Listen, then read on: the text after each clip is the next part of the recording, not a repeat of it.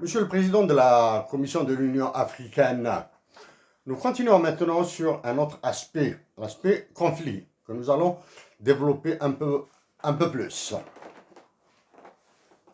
L'Afrique est le terrain de nombreux conflits. Ils sont recensés par le CIPRI. Actuellement se dessine un nouveau conflit entre l'Algérie et le Maroc. Quand nous disons un conflit armé entre l'Algérie et le Maroc. Ce conflit n'a aucune raison d'exister.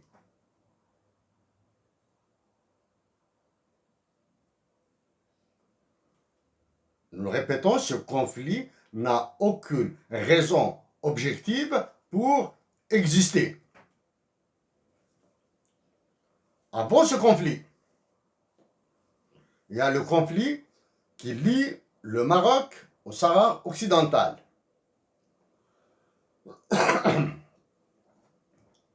Après la réadmission du Maroc comme État membre de l'Union africaine, parce que le Maroc a été exclu,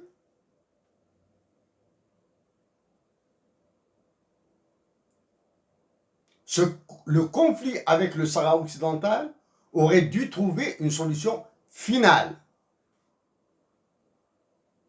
D'un point de vue juridique, même si les responsables sahraouis ont très mal commencé leur processus en dénommant leur territoire par République arabe, alors que le Sahara occidental n'a absolument rien d'arabe. Il est amazigh, plus amazigh probablement que l'Algérie. Donc, la République arabe sahraoui est démocratique. Et est un État membre de l'Union africaine. Malgré l'échec des missions des envoyés spéciaux de l'Organisation des Nations Unies,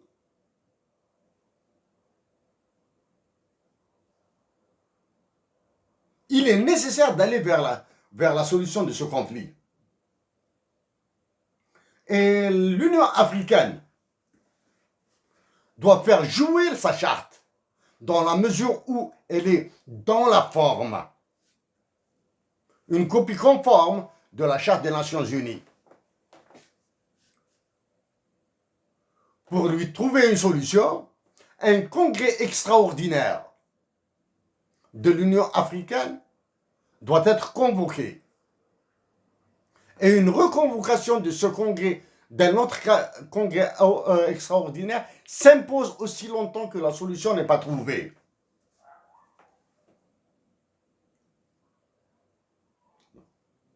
Il est aussi important pour l'Union africaine d'aider le Maroc dans la récupération des enclaves espagnoles.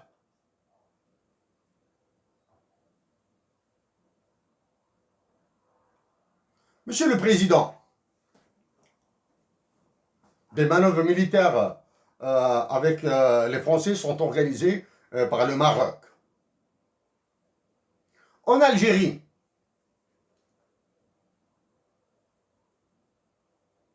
pour se maintenir, l'état-major de l'armée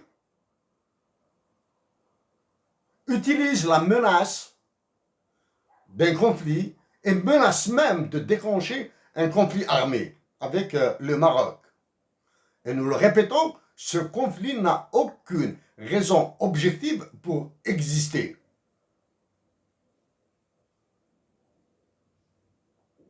Pour se maintenir et maintenir le stress en Algérie, notre pays d'origine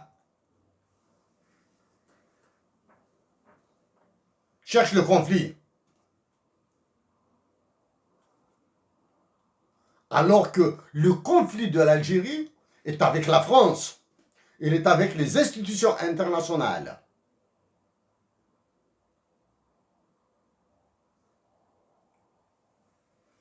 Voilà pour ce conflit. La Libye est dans un état de délabrement avancé. Nous tenons à rappeler que la partition de l'Algérie est un objectif cardinal pour certaines puissances occidentales comme la France.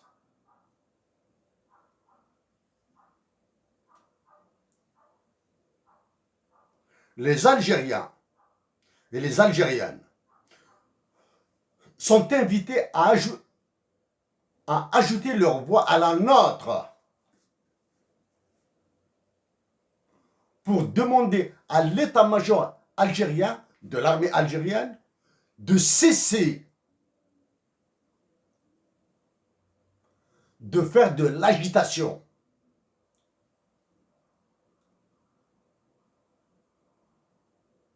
Qui pourrait déboucher sur des désastres encore plus graves.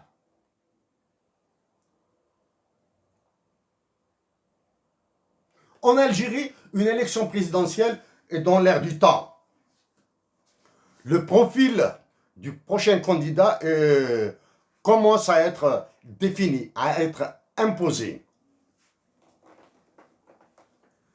Les Algériens, en soutenant, doivent soutenir l'élection présidentielle.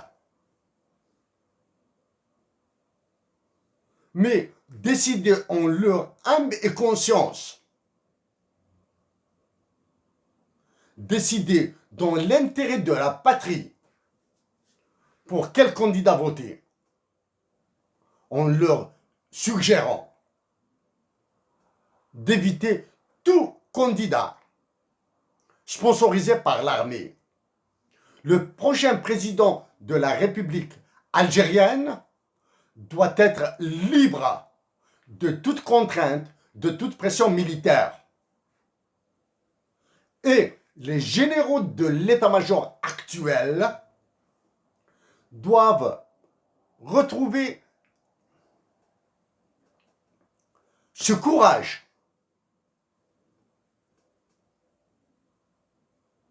de partir, de démissionner.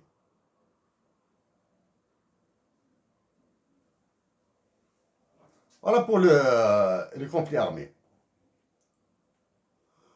En début de notre intervention, nous vous avons montré certains chiffres.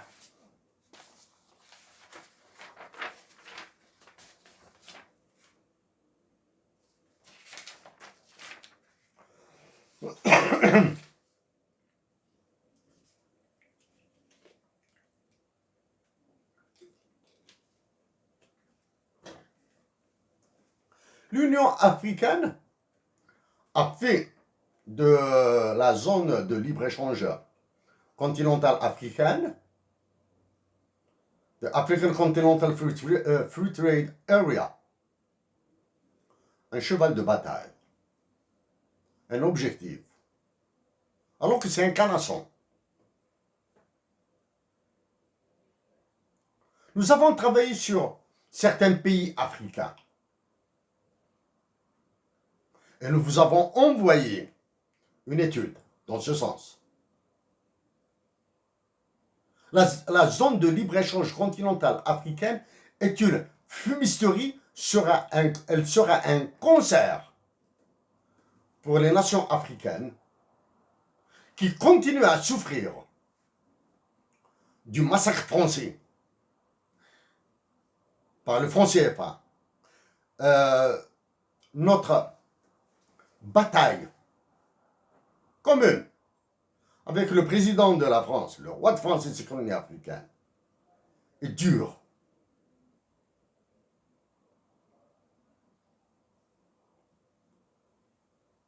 Le dernier échange que nous avons eu par médias interposés a eu lieu quand après le sommet France-Afrique, France, pays du Sahel, en France, quand il a déclaré, quand il a remercié l'appui de la CEDEAO, de l'UEMOA, de l'UMOA, quand il a félicité l'Union africaine pour son appui à l'action française, nous avons réagi. Ça. Nous avons réagi. Et Emmanuel Macron a certainement entendu nos mots, ne serait-ce que par la voix de ses conseillers.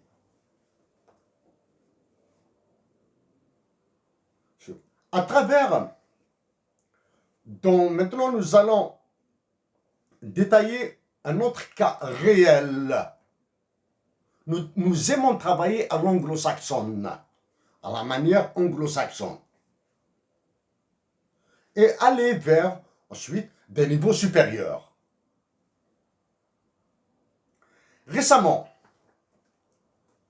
et c'est valable pour le Mali, le Niger, votre pays, le Tchad, c'est valable pour la Tunisie, c'est valable pour le Maroc, ce que nous allons dire pour l'Algérie, sur l'Algérie.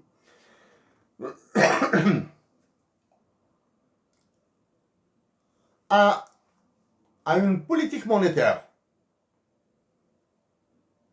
à la politique monétaire de l'Algérie, nous avons fait des calculs que nous avons rendus publics par une intervention de ce type.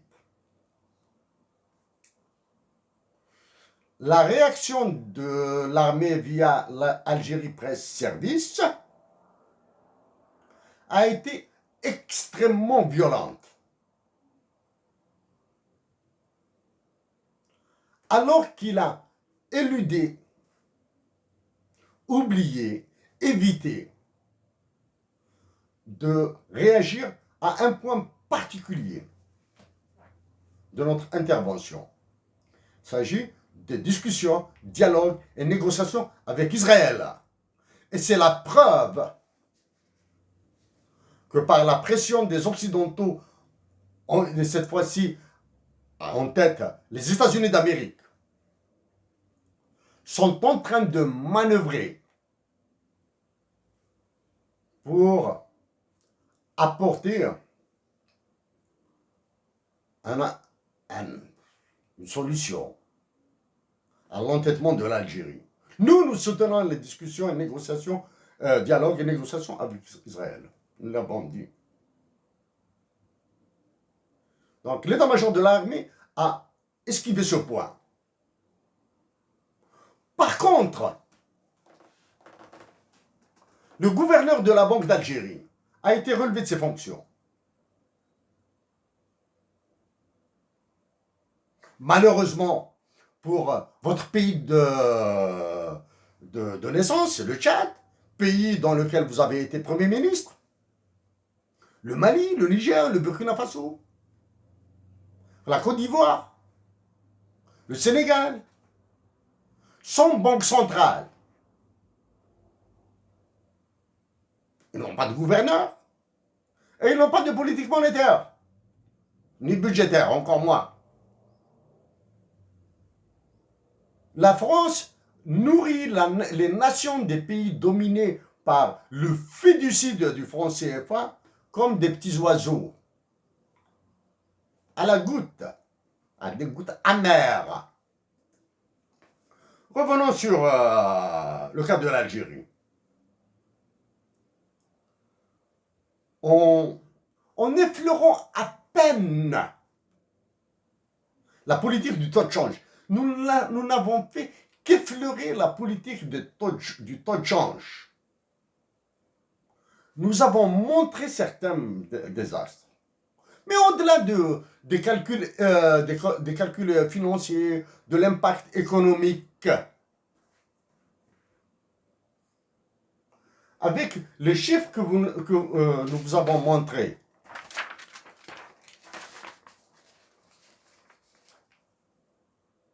nous avons démontré la justesse de notre diagnostic.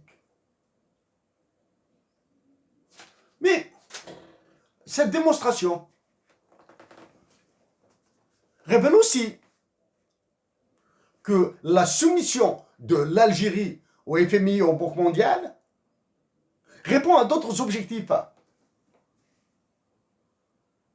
La mettre au même niveau que le Mali, le Niger, le Tchad et le Soudan.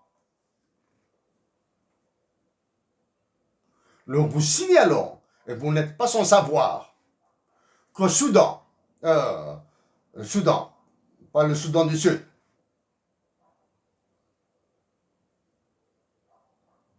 malgré le conflit, malgré les famines, malgré les désastres, l'ancien directeur général du Fonds monétaire international, le français Dominique Strauss-Kahn, est en train d'ouvrir des banques d'investissement. Banques d'investissement, c'est-à-dire des banques de spéculation, de hedge fund. C'est ce qui se dessine en Algérie.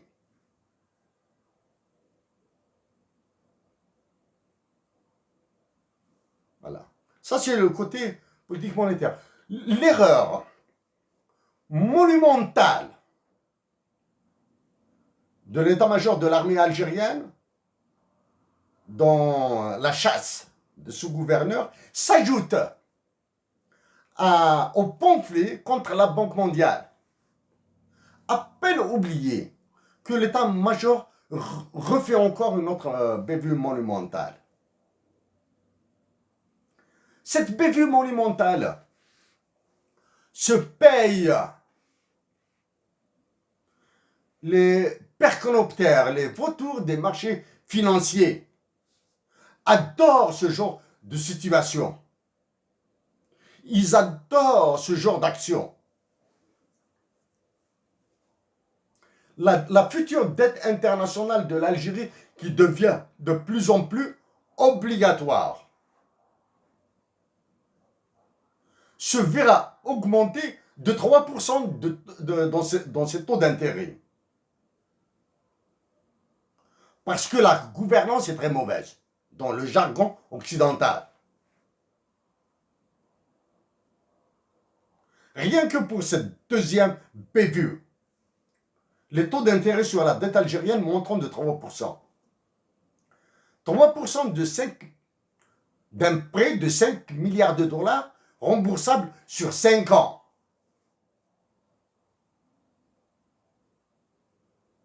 Sont 150 millions de dollars par année.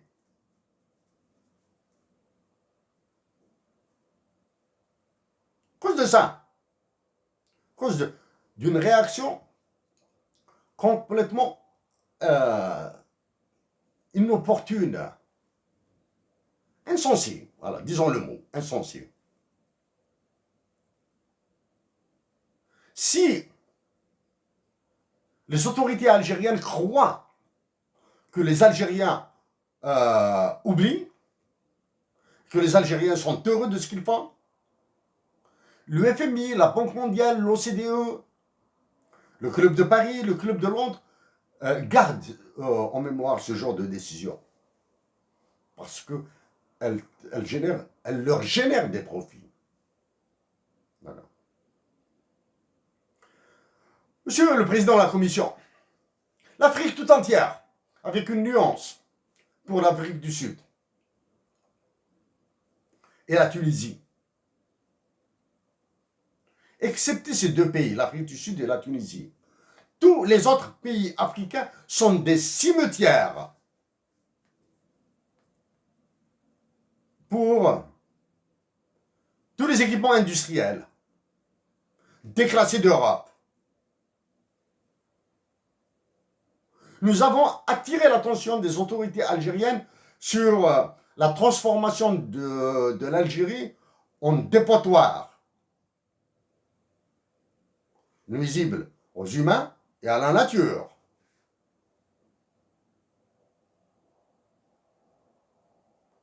Un scribouillard du ministère de l'Industrie a voulu nous contredire, a voulu contredire toutes les lois, toutes les théories de droit qui disent l'impossibilité de contrat complet.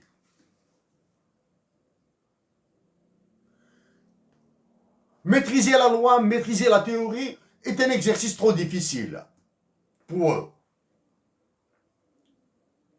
Il y a l'expérience algérienne dans les contrats. L'État algérien est incapable de rédiger un contrat sans bévue à l'intérieur. Et ce, ne serait-ce que dans la confection, dans la construction d'une toute petite école primaire, dans un centre de soins, dans la réalisation d'1 kilomètre de route, il est incapable de rédiger un contrat solide qui ne sera modifié qu'en cas de force majeure, hardship. Ça, c'est pour les contrats. La Banque d'Algérie.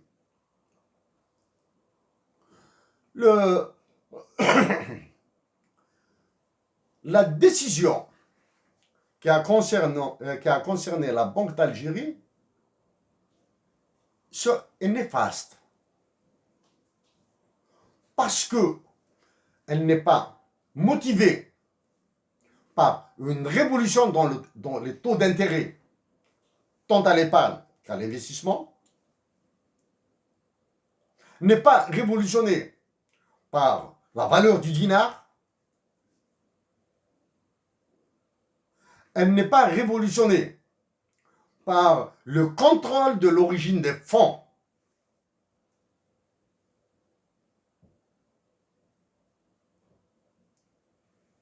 Reprenons maintenant ces 3 points un à un. Révolutionner les taux d'intérêt dans l'épargne et l'investissement. L'État algérien, c'est ce que nous avons dit depuis 2015, peut, comme vient de le faire la Russie, offrir des taux d'intérêt sur l'épargne domestique de 30% et maintenir les taux d'intérêt sur l'investissement inférieurs à 5%. En le faisant, si la nation algérienne épargne plus et investit plus, cela signifie qu'ils ont recouvré une confiance. C'est-à-dire, les Algériens ont confiance en l'État. Si l'épargne demeure quasi nulle et l'investissement quasi nul aussi, cela signifie tout le contraire. Ça, c'est pour taux d'intérêt. Taux de change du dinar.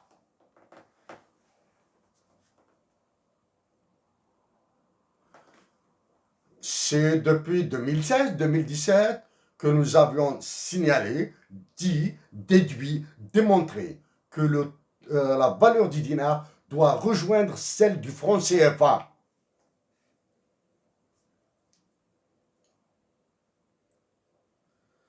Le dinar algérien sur les marchés financiers internationaux par rapport aux monnaies du DTS est au plus bas.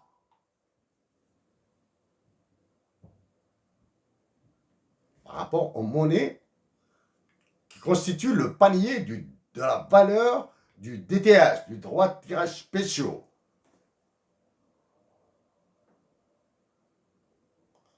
Special Drawing Rights. Est au plus bas. Maintenant, nous l'avons encore montré pour la Tunisie, le dinar algérien vaut 2 centièmes divisé par 100 du dinar tunisien. Et il vaut 7 centièmes du dirham marocain. Voilà maintenant les faits. En précisant qu'au Maroc, il y a une très très forte demande, une insistance, une demande très insistante pour la convertibilité partielle du dirham marocain. Et qu'en Tunisie, il y a une pression très forte sur la dévaluation du dinar tunisien, alors que les chiffres de ces trois pays disent le contraire. Ceci étant dit, la dévaluation du dinar tunisien et du dirham marocain et leur convertibilité sont loin d'être notre souci. Mais notre souci, c'est de ramener la valeur du dinar à sa valeur d'avant octobre 1988, ou au moins, par dignité à 2 balles. Au même titre que la valeur du dirham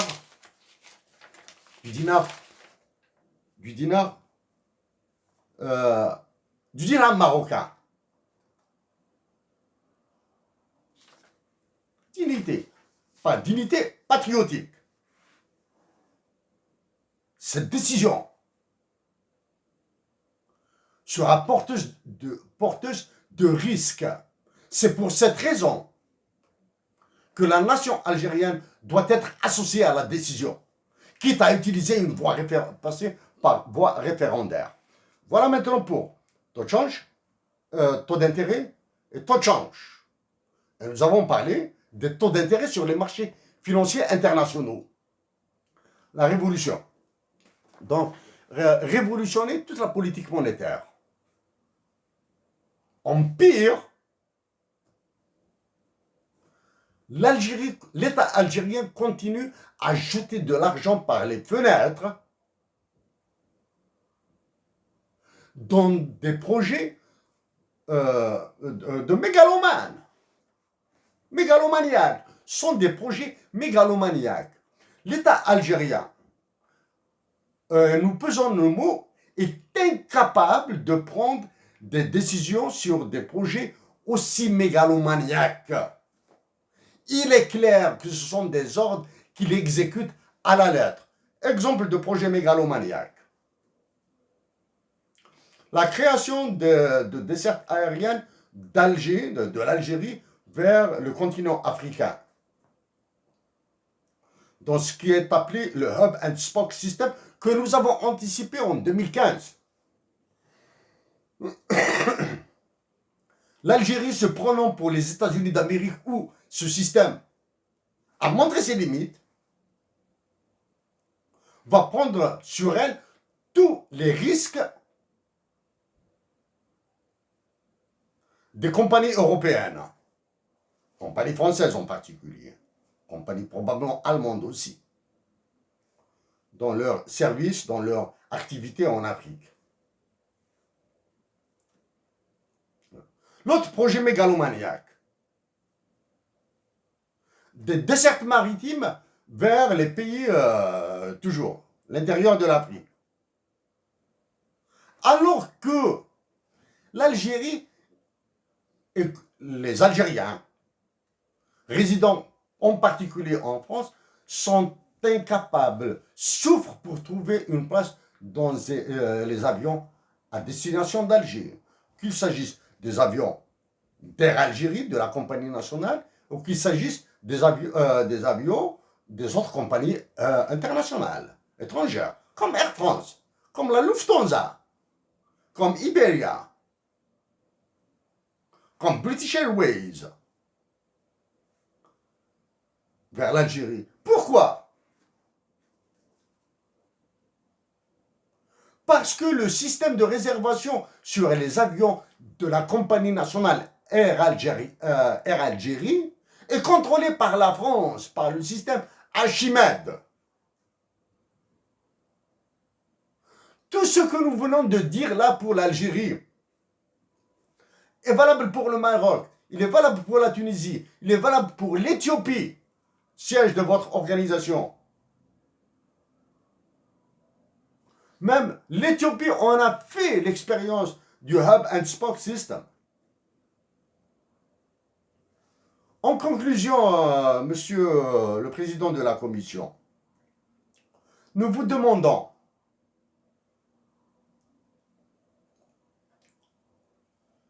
d'organiser, de nous permettre d'intervenir en assemblée générale d'un congrès extraordinaire des chefs d'État africains pour répéter ces mots et apporter d'autres preuves, faire des démonstrations devant tous les chefs d'État africains. Nous vous demandons de nous permettre de nous adresser à l'ensemble des chefs d'État, des États membres de l'Union africaine. Si l'Union africaine invoque des impossibilités protocolaires, nous vous informons qu'une adolescente de 15 ans a prononcé un discours devant l'Assemblée générale des Nations unies.